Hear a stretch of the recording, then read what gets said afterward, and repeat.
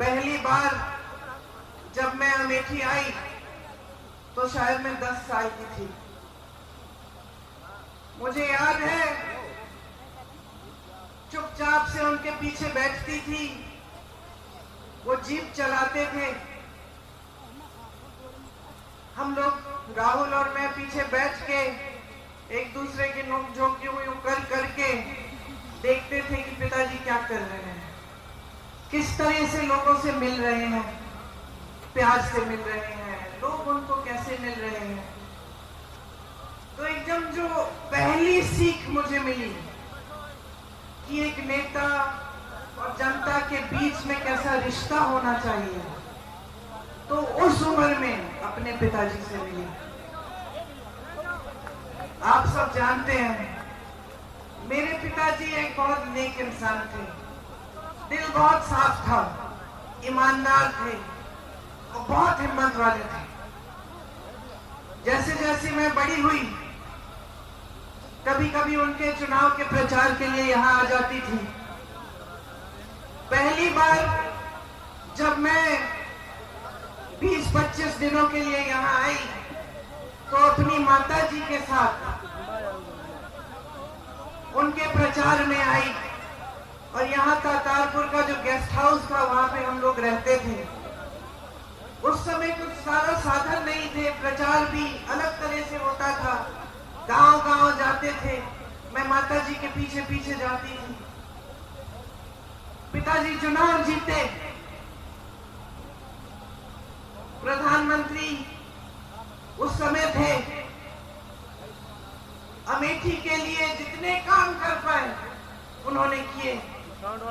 यहाँ पे बड़े बड़े उद्योग खोले, सड़कें बनाई, उस समय इंडिया मार्क 1 होता था, हर जगह इंडिया मार्क 1 लगवाया, जहाँ रास्ता नहीं था रास्ता बनवाया, जहाँ सड़क थी खड़िंजा लगवाया, खड़िंजे पे पक्का किया। बार बार आते थे, अपनी जीप में बैठ के गांव-गांव जाते थे। कभी आप सबसे डांट खा लेते थे, कुछ मांग थी आपकी वो पूरी नहीं हुई थी, शायद एक सड़क या एक नलका, आप डांट भी लेते थे, प्यार से आपकी डांट सुनते थे। ये सब बातें मैंने देखी। कुछ समय बाद जब वो चुनाव, देश का जो चुनाव है वो हारे, यहां से तो जीते ही थे, तो उनके ऊपर काफी मतलब उनकी सुरक्षा की काफी ये संदेह था कि कोई कुछ करेगा उनको। उनकी माताजी की हत्या हो चुकी थी, हम सब ने बचपन में वो देखा था, वो क्षण देखा था। अब मैं 17-18 साल की थी, पिताजी के लिए प्रचार किया था। पिताजी जो बड़ा चुनाव है वो हार गए, लेकिन अमेठी से फिर भी जीते थे। सुरक्षा की बड़े सवाल थे। हफ्ते में 5 दिन व्रत रखती थी कि पिताजी सही सलामत घर आ जाए। एक बार तो मौन व्रत भी रखने लग गई। पिताजी ने कहा तुमने आज ये दिन क्यों, इतवार के दिन, उन्होंने कहा ये दिन क्यों चुना तुमने मौन होने के लिए, इसी दिन कुछ घंटे मिलते हैं तुमसे बात करने के, बाकी समय में काम करता रहता हूँ। पिताजी ने हारने के बाद मेरे ख्याल से 2 या 3 गुना काम किया होगा जितना उन्होंने जीतने के समय किया। जनता के बीच जाते थे, सद्भावना यात्रा की, रात के 4:30 बजे तक 3 बजे तक काम करते थे। मैं तब तक नहीं सोती थी जब तक उनकी चप्पल की आवाज मेरे कमरे के बाहर से गुजरती थी। मुझे सुनाई देता था कि पिताजी घर आ गए, तब नींद आती थी। घबराहट होती थी कि कोई कुछ कर ना दे। 2 साल बाद 1991 में एक फोन आया, किसी ने कहा कि पिताजी को कुछ हो गया है, पता करो। चुनाव प्रचार में गए थे, रात के शायद 10:30 या 11 बजे थे। मैं एकदम समझ गई कि कुछ बहुत बुरा हुआ है और अपनी माँ को बताने का क्यों आए यहाँ पे, मतलब मुझे अपनी माँ को बताना पड़ा कि जिस शख्स के लिए वो अपना देश छोड़कर हमारे देश आई थी, जिसके प्रेम के लिए उन्होंने कई त्याग किए थे, हमारी संस्कृति सीखी, नए तरीके सीखे, इंदिरा जी से हमारी भारतीय सभ्यता सीखी, वो खत्म हो गए हैं। मैं उनके कमरे में गई और जब मैंने उनको बताया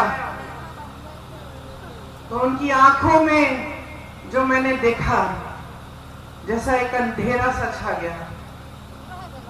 और मैं आपको ये बात बता सकती हूँ कि उस दिन के बाद मैंने अपनी माँ की हंसी कभी उस तरह नहीं सुनी जैसे जब हंसती थी जब पिताजी होते थे।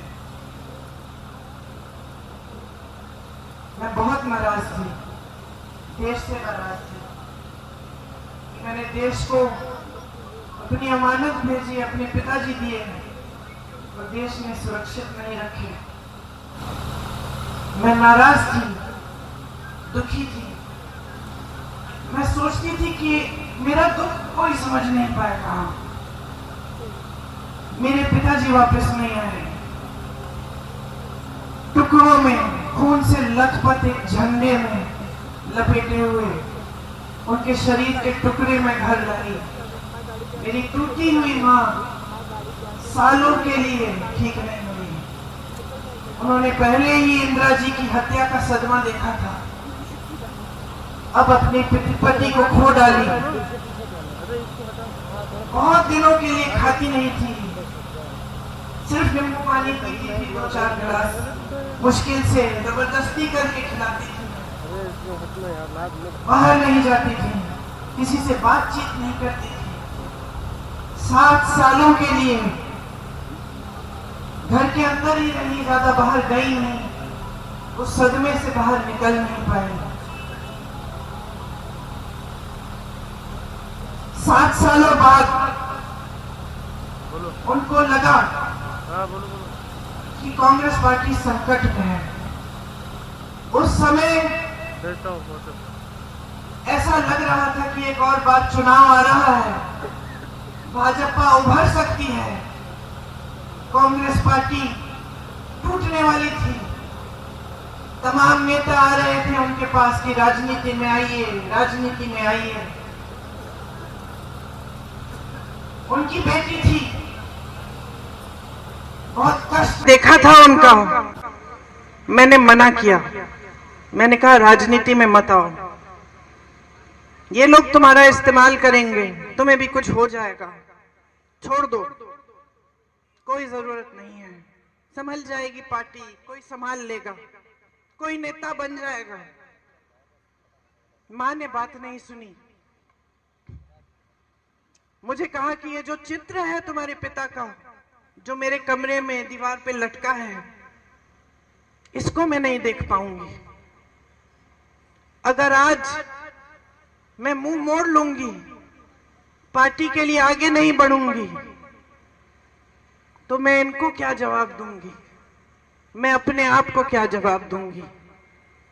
तो आगे आई तो ये स्पष्ट था कि पहला चुनाव उन्हें अमेठी से ही लड़ना था। ये पिताजी की कर्म भूमि थी।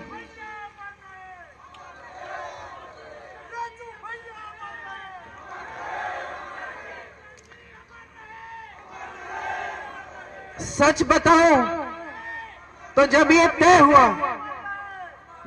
तय हुआ कि वो चुनाव लड़ेंगी अमेठी से, तो एक शाम को उन्होंने मुझसे कहा, प्रियंका कैसे करूंगी, मैं तो कभी चुनाव लड़ी नहीं हूं।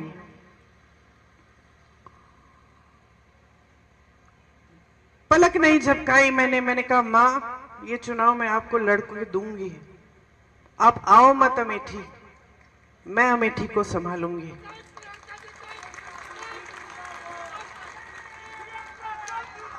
और मैं आपको बताऊं मैंने ये क्यों कहा, क्योंकि मैंने आपको बताया जब मेरे पिताजी शहीद हुए तो मैं नाराज थी, दुखी थी। मुझे ऐसा लगता था कि कोई मेरा दुख नहीं समझ सकता। लेकिन फिर कुछ हुआ। उनके अंतिम संस्कारों के बाद हम अस्थि विसर्जन के लिए इलाहाबाद आए, ट्रेन से आए। वो ट्रेन यहां अमेठी और रायबरेली से गुजरी। मैं बहुत दुखी थी, ट्रेन में बैठी थी, रात हो गई थी। ट्रेन यहां के स्टेशन पे रुकी। मुझे आज तक वो क्षण याद है। मैंने खिड़की से बाहर देखा और मैंने देखा कि ये तो बहुत लोग मेरी तरह रो रहे हैं, फूट फूट के रो रहे हैं। तो मुझे यह एहसास हुआ कि जो दुख मुझे महसूस हो रहा है वो तो यहाँ की जनता को भी महसूस हो रहा है। यहाँ के जो कार्यकर्ता थे, जो सारे इंतजार कर रहे थे बीच रात में कि राजीव जी को एक अंतिम बार देखेंगे, उनकी अस्थियों को देखेंगे, श्रद्धांजलि देंगे, उन सब के दिलों में वही दुख था जो मेरे दिल में था। आपने मेरे दुख के पल में आपने मेरा साथ दिया।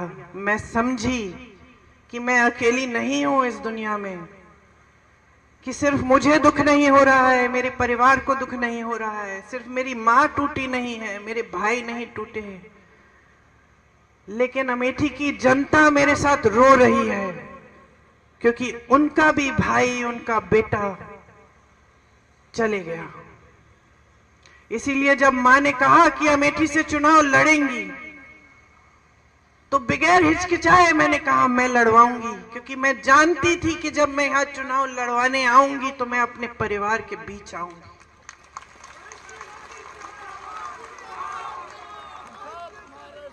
आप सब कांग्रेस के कार्यकर्ता हैं। आप में से बहुत चेहरे में पहचानती हूं। बुग्गी जी बैठे हैं उस समय, लेकिन आप कांग्रेस में नहीं थे शायद। आ गए उसके बाद, वापस आ गए उसके बाद। बहुत चेहरे में पहचान रही हूं। आपको याद है किन परिस्थितियों में हमने वो चुनाव लड़ा। मैं आई, आज मेरा बेटा 24 साल का है, उस समय मैं शायद 28 साल की थी। उसको देखती हूँ और कभी कभी यकीन नहीं आता कि उसी की लगभग उसी की उम्र में मैं पहला चुनाव लड़ने के लिए यहाँ पहुंची। उस समय कैप्टन शर्मा सांसद थे। उन्होंने मुझे कहा, ये लो प्रियंका, मैं तुम्हें एक हीरा दे रहा हूं। और उनके साथ किशोरीलाल शर्मा खड़े थे। उन्होंने मुझे ये शब्द कहे, याद रखना ये आदमी वफादार रहेगा, और याद रखना जैसे ये काम करके दिखाएगा तुम्हें बहुत कम लोग मिलेंगे।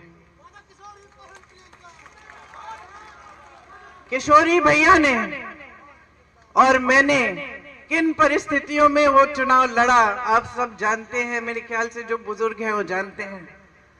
केंद्र में भाजपा की सरकार थी, प्रदेश में भाजपा की सरकार थी। कल्याण सिंह जी मुख्यमंत्री थे उस समय। यहाँ कोई संगठन के नाम की चीज ही नहीं थी। बहुत साल हो गए थे पिताजी के समय से। लोग थे, कार्यकर्ता थे, जो उनसे जिनका लगाव था पिताजी के साथ, जिन्होंने काम किया था उनके साथ, लेकिन संगठन नहीं बना था। रात रात को हम संगठन बनाते थे। ब्लॉक की कमेटियां, ब्लॉक के अध्यक्ष चुनते थे, साथ में बैठकर सबसे पूछ के कि किसको अध्यक्ष बनना चाहिए। और दिन में हम दौरा करते थे, पूरा दिन काम करते थे, पूरी रात काम करते थे। उस समय मशीनें नहीं थी। ये बात होती थी कि कोई बक्से चुरा लेगा, वो सब इंतजाम करना था। बड़ा चुनाव था, सम्मान की बात थी, लेकिन हम पूरी जीत जान से लड़े। और आज भी जो हमारे साथ वो लड़ाई लड़े, जो यहाँ पे मेरे साथी बैठे हुए हैं, आपको याद होगा कि भीषण परिस्थितियों में लड़े, 3 लाख वोटों से जिता के लाए सोनिया जी को। रात रात तक काम किया, आंसू बहाए, कभी कभी हंसे, पीछे नहीं हटे काम करने से। एक सेना बनकर एक साथ लड़े और तब से एक नया सिलसिला हमने कायम किया। सोनिया जी के समय में जब मैं अमेठी का देखभाल करती थी तो मैंने बहुत चीजें समझी जो बचपन में समझनी मुश्किल थी। उस समय गर्मियों में आग लग जाती थी गांव में, हम लोग जाते थे किट देने के लिए। मुझे याद है एक गांव में एक आदमी, एक किसान आया मेरे पास, यूं करके उसके हाथ, उसकी धोती में उसने कुछ बांधा हुआ था। जब मेरे पास आया उसने ऐसे मुट्ठी खोली, मुझे दिखाया, 500 रुपए के नोट थे, अध जले हुए, उसकी राख भी उसके हाथ में थे। उसने मुझे कहा कि मैंने अपनी बेटी की शादी के लिए रखे थे, सब जल गया, सब खत्म हो गया। मैंने गरीबों का दर्द समझा, किसानों का दर्द समझा। मैंने अपनी बहनों को समझा जब मैं उनके बीच में घूमी और मैंने देखा कि किस तरह के संघर्ष कर रही हैं, किस तरह अपने बच्चों की परवरिश कर रही हैं। मेरी प्यारी बहन यहाँ खड़ी है, तुम्हारी कहानी याद है मुझे। तुमने पढ़ाई नहीं की थी, 8वीं तक शायद पढ़ाई की थी। तुम्हारी इच्छा थी कि तुम्हारी बच्ची बड़ी होकर पढ़ाई कराओगी अपनी बच्ची को, लेकिन तुम्हारे ससुर जी नहीं माने। सही है, ससुर जी नहीं माने तो चुपचाप से, सुनिए, चुपचाप से घर पे फॉल सिलने का काम किया। और जब कोई देख नहीं रहा था तो जाके वो फॉल दुकान में ले जाती थी और वो उससे थोड़ी सी कमाई कर लेती थी, किसी को बताया नहीं। जब परिवार ने कहा कि बेटी को नहीं पढ़ा सकते, रो मत, बहुत हिम्मत वाली हो, बहुत हिम्मत वाली हो। तुम्हारी हिम्मत ने मुझे हिम्मत दी है।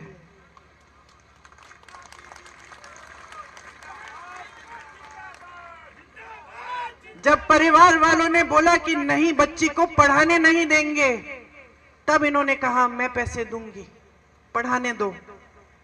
आज बच्ची क्या कर रही है? बीए पास है ना? देखो इनका संघर्ष क्या था। इधर आ जाओ, मंच पे आ जाओ।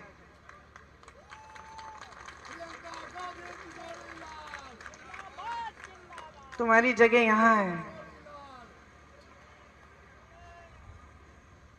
मैंने सीखा कि मेरी बहनें कितना संघर्ष कर रही हैं। मैंने देखा कि कड़ी धूप में,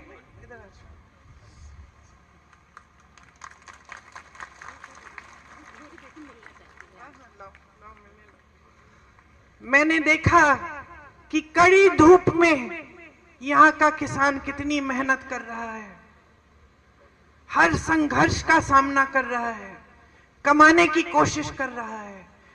बैठो ना, बैठो, मेरी जगह में बैठ जाओ, बिठा दो, पूछ जाओ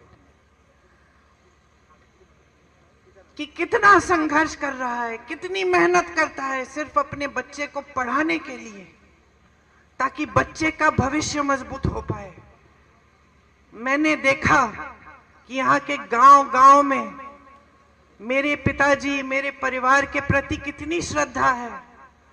रात रात तक हम यहाँ के रास्तों से गुजरते थे तो लालटेन लेकर बुजुर्ग लोग हमारा इंतजार करते थे। कभी कभी मेरा चेहरा देख के रो पड़ते थे कि राजीव भैया की बिटिया आई है। मैं समझी कि जनता की श्रद्धा का क्या मतलब होता है, कि उसका आदर करना चाहिए। मैंने देखा कि किस तरह से मेरी माताजी जब आई कैंप में जाकर बच्चों की आंखों में बूंद डालती थी, दवाई डालती थी, तो किस तरह से उनकी माताएं खुश होती थी। बेवाओं को देखा, जब हम लोग कैंप लगाते थे कितनी गरीबी में रहते थे, और हम पेंशन देते थे, उस समय पेंशन मिलता था, बेवा पेंशन कहते थे उसको। मैं समझी कि कितना संघर्ष था आपके जीवन में, और कैसा रिश्ता था आपके बीच, मेरे परिवार के बीच, कि ये राजनीतिक रिश्ता नहीं था, एक प्रेम का रिश्ता था, श्रद्धा का रिश्ता था, सत्य का रिश्ता था। फिर भाई यहां आए, उनका भी चुनाव लड़वाया, सांसद बने, आपके लिए खूब काम किए, जहां जहां विकास ला पाए विकास लाए। लेकिन उसके बाद पूरे देश में एक नई तरह की राजनीति आई, एक राजनीति जो शायद हम जैसे लोग शुरू में समझ नहीं पाए, क्योंकि हमारी सभ्यता ही अलग थी, हमारी समझ ही अलग थी। हमें सिखाया गया था कि जनता के सामने झूठ मत बोलो, हमें सिखाया गया था कि जनता का आदर करो, हमें सिखाया गया था कि जनता सर्वोपरि है।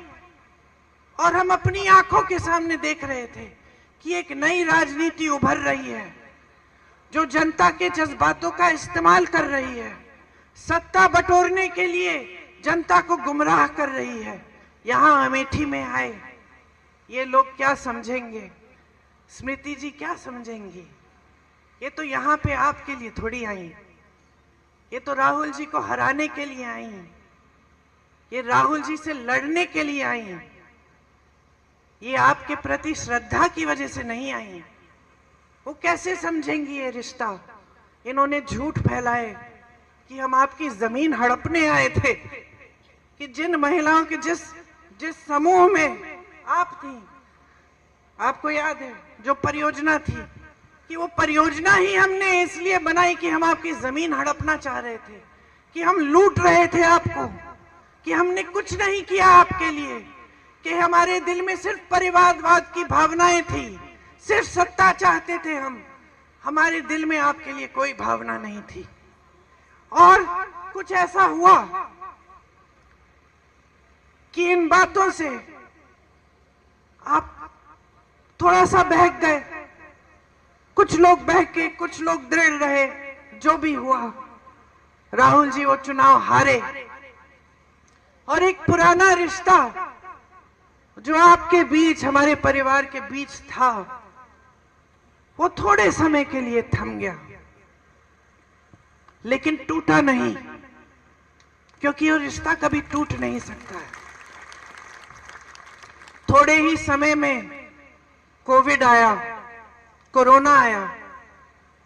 मुझे याद है, मैं उत्तर प्रदेश की प्रभारी थी, मैं और मेरे साथी 16-16 घंटे फोन पे रहते थे। हमने एक हेल्पलाइन खोली थी उत्तर प्रदेश के लोगों के लिए, कि कहीं संकट है, कहीं फंसे हो, लॉकडाउन हो गया था अचानक, मोदी जी की सरकार ने कोई साधन नहीं दिया था, अचानक कोई सारी ट्रेनें बंद हो गई थी, बसें बंद हो गई थी, लोग अलग अलग जगह जो यहाँ पलायन करके गए थे, यूपी से फंस गए थे।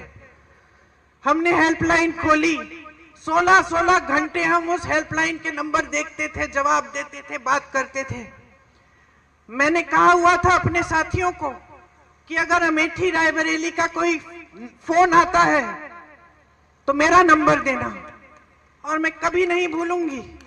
एक फोन आया, मैंने उठाया, एक लड़का था, गुजरात में था।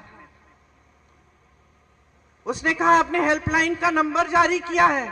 मैंने कहा हाँ, बताया नहीं कि कौन हो। उसने कहा यहां पे मेरे साथ 16 लोग हैं, हमारे पास सिर्फ आज रात का खाना है, कल का खाना नहीं है, कुछ नहीं है, क्या करेंगे? मैंने कहा घबराओ मत, आप राहुल भैया को जानते हो? तो उसने कहा राहुल भैया कौन? मैंने कहा राहुल गांधी। उसने हाँ जानता हूं। मैंने कहा मैं उसकी बहन हूं, फिक्र मत करो, मैं किसी को तुम्हारे पास भेजूंगी।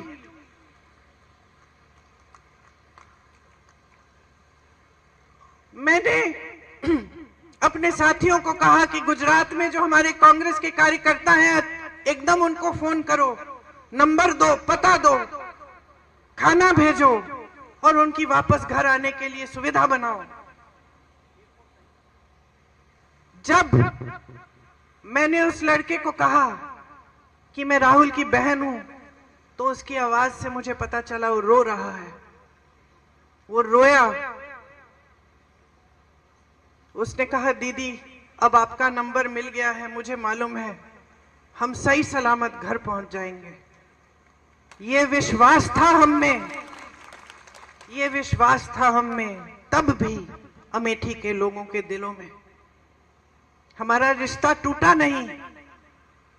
हमने पूरी कोशिश की कि अमेठी, रायबरेली के जितने भी लोग अलग अलग प्रदेशों में फंसे थे, घर नहीं आ पा रहे थे, उनके लिए ट्रेन का इंतजाम, बस का इंतजाम, किसी को जीप से घर भेजा। इसलिए नहीं भेजा क्योंकि हम इसका कोई राजनीतिक फायदा उठाने वाले थे। हमने इसलिए भेजा क्योंकि हमारी ड्यूटी थी, हमारा दायित्व था कि उनको घर सही सलामत पहुंचाए। वो हमारे परिवार के सदस्य समान थे। ये है हमारा रिश्ता। हाँ भाई, मुझे मालूम है उसका नाम क्या था। मैं जानबूझ के नाम नहीं ले रही हूं। देखिए, ये जो रिश्ता है हमारे और आपके बीच में, पाक है ये रिश्ता। सेवा का रिश्ता है और शहादत का रिश्ता है, प्रेम का रिश्ता है और खून का रिश्ता है। ये कभी नहीं टूटेगा। यहां आपका कोई भी सांसद बने, यहां कोई भी किसी भी तरह की राजनीति करे, हमारे बारे में आपको 2000 झूठ बोल के चले जाए, आप उन झूठों का विश्वास भी कर लो, ये रिश्ता फिर भी नहीं टूटेगा।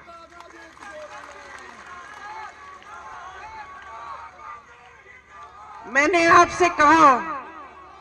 आपसे कहा शुरू में कि अगर अपने जीवन में एक ऐसा इंसान था जिसे मैंने पूजा, वो मेरे पिताजी थे। ये मेरे पिताजी की कर्म भूमि है। मैं इस भूमि को भी पूजती हूं। मैं इस भूमि को भी पूजती हूं। ये भूमि मेरे लिए पवित्र भूमि है। ये भूमि राहुल के लिए पवित्र भूमि है।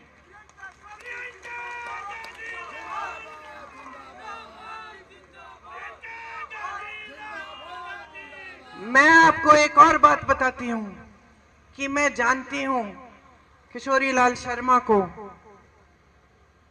मेरे ख्याल से अब कितने सालों से, उतने 40 सालों से।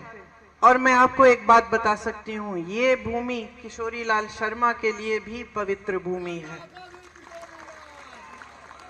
आज अगर हमने इन्हें आपका प्रत्याशी बनाया है तो पूरी समझ और पूरे विवेक से ये फैसला लिया है।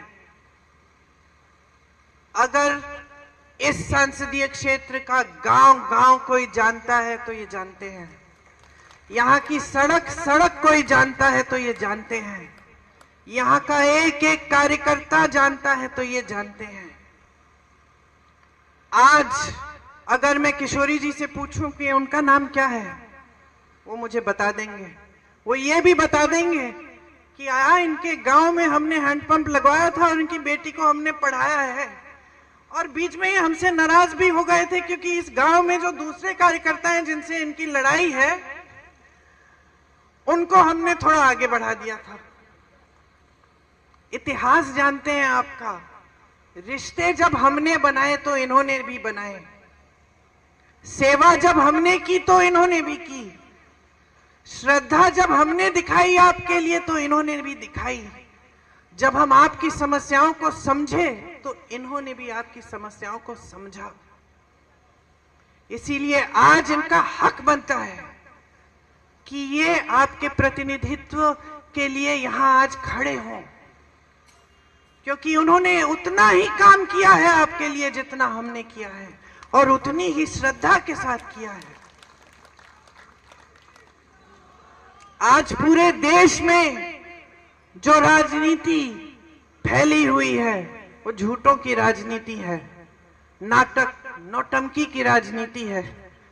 प्रधानमंत्री जैसे बड़े नेता चुनावी मंच पर आकर इतनी हिम्मत नहीं कर सकते कि आपको बता दें कि 10 सालों में उन्होंने कितने रोजगार बनाए, महंगाई को कितना कम किया और क्यों और कैसे। आपके सामने आकर इतनी हिम्मत नहीं है कि आपको बताएं कि कितनी संस्थाएं खोली हैं, कितने बड़े बड़े उद्योग खोले हैं, क्या नया किया है इस देश के लिए 10 सालों की सत्ता को लेकर। प्रधानमंत्री आपके सामने आते हैं, एक ही रट लगा रखी है कि 70 सालों में कांग्रेस ने कुछ नहीं किया, एक परिवार के खिलाफ दिन रात बोलते रहते हैं। इंदिरा गांधी जैसी शख्सियत को, जो शहीद हुई इस देश के लिए, जिन्होंने पाकिस्तान को तोड़कर बांग्लादेश बनाया, उनको देशद्रोही कहते हैं। राजीव गांधी जैसे देशभक्त को देशद्रोही कहते हैं। कहते हैं कि राजीव गांधी ने अपनी मां की विरासत को टैक्स न भरने के लिए कानून बदल डाला। वो कभी नहीं समझ पाएंगे। राजीव गांधी ने अपनी मां से धन दौलत नहीं ली विरासत में। विरासत में उनको इस देश के लिए मर मिटने का जज्बा मिला, शहादत मिली, यही उनकी विरासत थी। लेकिन जो लोग सिर्फ सत्ता का मोह लिए घूमते हैं, सिर्फ अपने लिए सत्ता चाहते हैं, ये समझ नहीं पाते हैं कि सत्ता जनता ने दी है, जनता के प्रति दिल में कोई श्रद्धा नहीं है, वो लोग इस बात को समझ नहीं सकते। वो लोग आज आपकी सच्चाई को भी नहीं समझ सकते, कट चुके हैं आपसे। प्रधानमंत्री जी मंच पे खड़े होकर कैसी कैसी बातें करते हैं कि कांग्रेस पार्टी एक्सरे की मशीन लेकर आपके घरों में आकर आपके गहने चुराएगी, आपका मंगलसूत्र ढूंढ निकालेगी और उसको चुरा लेगी, और आपकी संपत्ति किसी एक कौम को दे देगी, और आपके पास 2 भैंसे हैं तो एक भैंस भी चुरा लेंगे। ये ऐसी बातें प्रधानमंत्री जी कर रहे हैं। पद की गरिमा क्या है? पद क्या है? देश के प्रति जिम्मेदारी क्या है? देश क्या सोचेगा? आज देश जवाब मांग रहा है। देश कह रहा है कि हमें ये नाटक नौटंकी नहीं चाहिए। हमने बहुत चुनाव लड़ने दिए हैं आपको धर्म के आधार पर, बहुत हिंदू मुस्लिम कर लिया है आपने। इस चुनाव को हम लड़ेंगे और हम अपने मुद्दों पे लड़ेंगे। आज जनता कह रही है, मेरी समस्याओं को सुनो, पहचानो। महंगाई से जूझ रहा हूं, तड़प रहा हूं, अपने बच्चे को पढ़ा नहीं पा रहा हूं, कोई बीमार पड़ता है परिवार में उसका इलाज नहीं कर पा रहा हूं, मेरी खेती के सामान नहीं मिल रहे हैं, खेती से कमाई नहीं हो रही है, मेरा बच्चा पढ़ा लिखा है, मैंने शिक्षित किया उसको मेहनत करके, लेकिन बेरोजगार है। आज जनता कह रही है मेरी आवाज सुनो। आज जनता कह रही है कि बहुत हो गया है, हमें वो पुरानी राजनीति वापस चाहिए। हमें वो राजनीति चाहिए जिसमें देश का प्रधानमंत्री हमारे गांव में आता था और हम उसको डांटते थे। हम कहते थे कि हमारे बिजली का खंभा लगा दिया आपने, लेकिन तार नहीं लगाया, तार लगवाइए। प्यार देंगे आपको लेकिन वोट नहीं देंगे जब तक आप हमारा तार भी नहीं लगाएंगे। हमें वो राजनीति वापस चाहिए। आज जनता कह रही है कि हमें सच्चाई, सत्य की राजनीति चाहिए, झूठे नेता नहीं चाहिए। हमें वो नेता चाहिए जो सच बोलने की हिम्मत करे हमारे सामने। जनता कह रही है कि हम ऊब चुके हैं। ये धर्म के नाम पर, जाति के नाम पर बहुत गुमराह किया है आपने हमको। अब हमारे सामने आओगे तो हमारी बात करो, हमारे मुद्दों की बात करो। चुनाव लड़ोगे तो हमारे मुद्दों पे लड़ो। हमें बताओ हमारे लिए कौन सी स्कीम लाए हो, हमारे बच्चों के रोजगार कैसे दिलवाओगे, हमारा गांव विकसित कैसे करोगे। 10 साल पहले इन्होंने कहा था सबका साथ सबका विकास, आज कह रहे हैं विकसित भारत। 10 सालों में किसका विकास किया? अपने बड़े बड़े खरबपति मित्रों का। जनता देख रही है, समझ रही है आज कि सारी संपत्ति इस देश की जो जनता की संपत्ति है वो इन्होंने अपने बड़े बड़े खरबपति मित्रों को दे दी है। देश का कोयला, देश की बिजली, देश के सारे खदान, देश के हवाई अड्डे, देश के बंदरगाह सारे दे दिए हैं अपने बड़े बड़े खरबपति मित्रों को। उनके कर्ज माफ हो रहे हैं लाखों करोड़ के। देश का किसान, उत्तर प्रदेश का किसान 1 लाख रुपए के लिए कर्ज लेता है, अपनी बेटी की शादी करने के लिए कर्ज नहीं दे पाता है और आत्महत्या करता है। उत्तर प्रदेश का किसान कतार में खड़ा होता है खाद वितरण के लिए, 2-2, 3-3 दिन खड़ा रहता है ये सोच के कि खाद मिलेगा, कमाई हो जाएगी। उसी कतार में खड़े खड़े मरकर गिर जाता है। मैं उसके घर गई हूं और उसके लिए 1 रुपया कर्ज माफ नहीं करते ये प्रधानमंत्री। कभी इनको देखा है राजीव जी की तरह, इंदिरा जी की तरह, सोनिया जी की तरह, राहुल जी की तरह आपके घरों में जाते हुए? कभी झुक के किसी दरवाजे के अंदर घुसे हैं, किसी झोपड़ी में? कभी पूछा है किसी किसान से कि किस तरह से कमा रहे हो तुम? पूरे दिन बाहर खेती में काम करते हो, रात को पहरेदारी कर रहे हो, आवारा पशु तुम्हारा खेत चल रहे हैं, कैसे करते हो? सोते कब हो? अपना देखभाल कैसे करते हो? कभी पूछा है इस प्रधानमंत्री ने?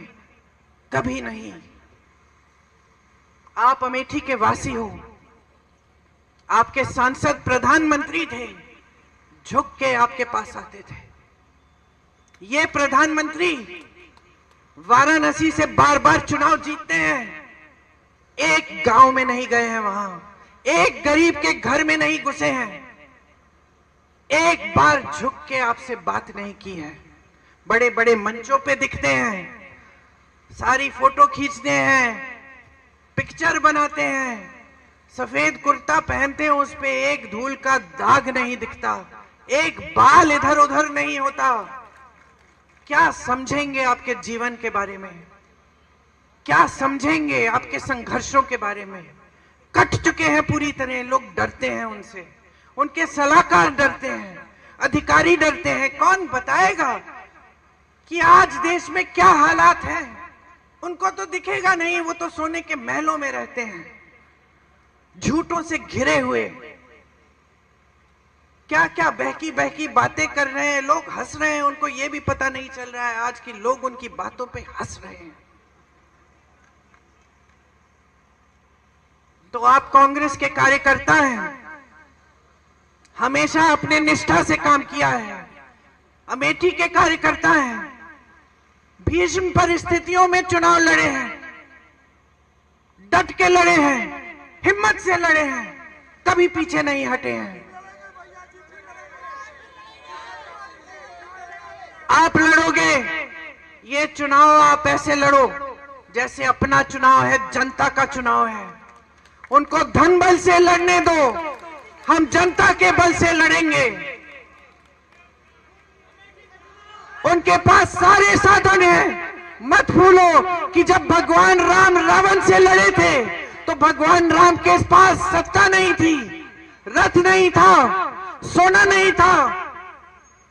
भगवान राम वनवास में थे, लेकिन उन्होंने हिम्मत बनाई, गए लड़े रावण से। उनके दिल में सिर्फ सत्य था। आज ये सत्य की लड़ाई है, ये लोकतंत्र की लड़ाई है, ये संविधान की लड़ाई है, ये इस देश की लड़ाई है, इस देश की जनता की लड़ाई है। ये अपने लिए नहीं लड़ रहे हो चुनाव, ये किशोरी लाल शर्मा के लिए नहीं लड़ रहे हो, ये आप अपनी धरती के लिए लड़ रहे हो, अपने देश के लिए लड़ रहे हो, अपने लोकतंत्र के लिए लड़ रहे हो, अपने संविधान के लिए लड़ रहे हो। मन बनाओ, मन बनाओ। जिस दिन मन बनाओगे तो कोई नहीं हरा पाएगा। इस चुनाव को जीत के जाऊंगी मैं यहां से। मैं आपके बीच आऊंगी, आपके साथ लड़ूंगी और अमेठी के इस पवित्र धरती में सही राजनीति, सत्य की राजनीति वापस लाने के लिए लड़ूंगी और कोई हमें हरा नहीं पाएगा। ये मैं आपसे कह रही हूं। ये वचन मैं आपको देके जा रही हूं। आज आप जब इस मीटिंग से जाएंगे, मैंने रायबरेली में 2-3 दिन पहले जब सभा की थी तो मैंने घंटे गिने थे। अब आप गिन लीजिए कितने घंटे हैं। उस समय वहां पे 330 के तकरीबन थे, अब कम हो गए हैं। 2-4 घंटे सोने के लिए रखिए, बाकी घंटे बाहर जाइए, प्रचार करिए, लोगों को समझाइए, लोगों को इस देश की सच्चाई दिखाइए, बताइए, प्रमाण दीजिए कि कांग्रेस ने जहां जहां सरकार है क्या क्या करके दिखाया है। किस तरह छत्तीसगढ़ में हमने आवारा पशु की समस्या खत्म की, किस तरह कर्नाटका में महिलाएं बस की यात्रा फ्री कर रही हैं, किस तरह आज कर्नाटका में, तेलंगाना में महिलाओं के खातों में पैसे आ रहे हैं हर महीने, किस तरह हमने किसानों को मजबूत किया अपने प्रदेशों में, किस तरह हम ऐसी नीतियां लाए जिससे देश की संपत्ति वापस इस देश की जनता के हाथों में जाए।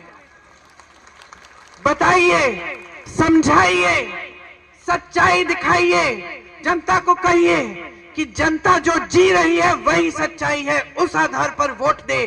तरक्की नहीं आई है आपके जीवन में, 10 साल बीत गए हैं, मोदी जी के झूठ सामने आ गए हैं। हराइए इनको, बदलाव लाइए, एक नई सरकार लाइए, एक नई राजनीति जो पहले पुराने असूलों पर आधारित है वो लाइए इस देश में।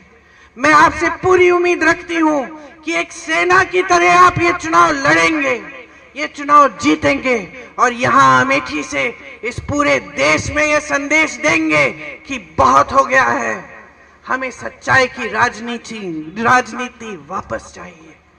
आपने बहुत ध्यान से मेरी बातों को सुना, मैंने दिल की बात बोली, आपके सामने अपनी सच्चाई रखी।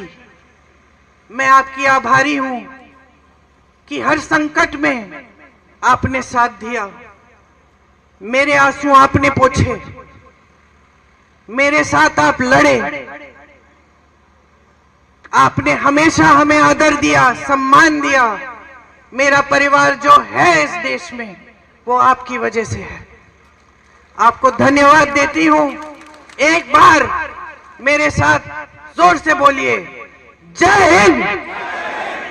एक और बार जय हिंद और एक बार राजीव जी के नाम जय हिंद। धन्यवाद।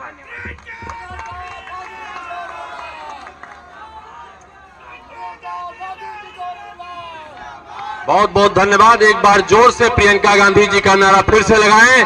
प्रियंका गांधी जिंदाबाद, राहुल प्रियंका जिंदाबाद। बहुत बहुत धन्यवाद साथियों, बहुत बहुत धन्यवाद आप सबका।